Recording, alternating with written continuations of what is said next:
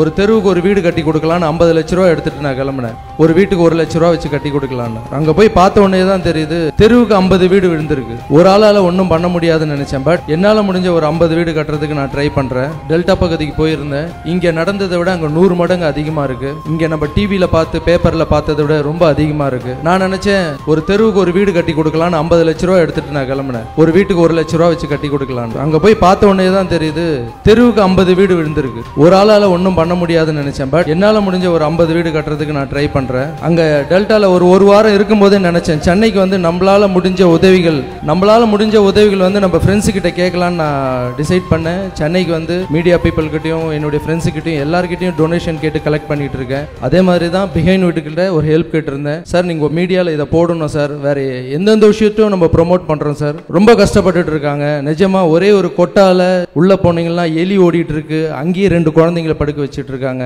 இப்ப நான்லாம் நல்லா இருக்கேன், நான்லாம் கார்ல வரேன், நான்லாம் சந்தோஷமா இருக்கேன். எனக்கு இவ்வளவு கைத்தட்டல் கிடைக்குதுன்னா மக்கள் பணத்தால மட்டும்தான் எனக்கு இதெல்லாம் கிடைக்குது.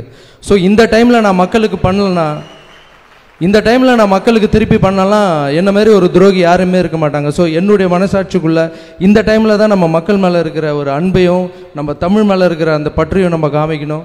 ஸோ என்னால் முடிஞ்ச உதவி நான் செஞ்சுட்டு இருக்கேன். பிகைன் நோட்ஸ் நீங்களும் பண்ணணும்னு கேட்டேன். அவங்க உடனடியே இந்த பிகைன் நோட்ஸில் நம்ம ஃபண்ட் கலெக்ட் பண்ணலான்னு சொல்லிட்டு நான் 2 லட்ச ரூபா அவங்க கிட்ட கொடுக்குறேன் சார், நீங்கள் ஏதாவது ஹெல்ப் பண்ணுங்கன்னு கேட்டேன். உடனே 2.5 லட்ச ரூபா பிஹைண்ட் நோட்லேருந்து கொடுத்துருக்காங்க.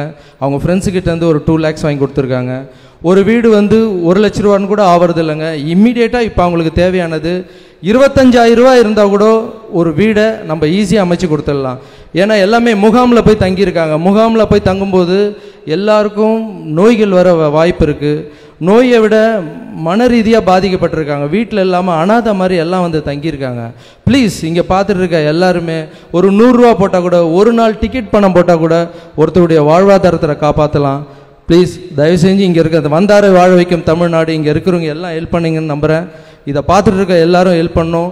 இதுக்காக மேடையில் இவ்வளோ டைம் ஒதுக்கி கொடுத்து எனக்கு இந்த வாய்ப்பு கொடுத்ததுக்கு நன்றி தெரிவிச்சுக்கிறேன். ஒரு தெருவுக்கு ஒரு வீடு கட்டி கொடுக்கலான்னு 50 லட்ச ரூபா எடுத்துட்டு நான் கிளம்பினேன். ஒரு வீட்டுக்கு 1 லட்ச ரூபா வச்சு கட்டி கொடுக்கலான்னு. அங்க போய் பார்த்த உடனே தான் தெரியுது தெருவுக்கு 50 வீடு விழுந்திருக்கு. ஒரு ஆளால ஒன்றும் பண்ண முடியாதுன்னு நினைச்சேன். பட் என்னால முடிஞ்ச ஒரு 50 வீடு கட்டுறதுக்கு நான் ட்ரை பண்றேன். டெல்டா பகுதிக்கு போயிருந்தேன். இங்க நடந்ததை விட அங்க 100 மடங்கு அதிகமா இருக்கு. இங்க நம்ம டிவியில பார்த்து பேப்பர்ல பார்த்ததை விட ரொம்ப அதிகமா இருக்கு. நான் நினைச்சேன் ஒரு தெருவுக்கு ஒரு வீடு கட்டி கொடுக்கலான்னு 50 லட்ச ரூபா எடுத்துட்டு நான் கிளம்பினேன். ஒரு வீட்டுக்கு 1 லட்ச ரூபா வச்சு கட்டி கொடுக்கலான்னு. அங்க போய் பார்த்த உடனே தான் தெரியுது தெருவுக்கு 50 வீடு விழுந்திருக்கு. ஒரு ஆளால ஒன்றும் பண்ண முடியாதுன்னு நினைச்சேன். பட் என்னால முடிஞ்ச ஒரு 50 வீடு கட்டுறதுக்கு நான் ட்ரை பண்றேன்.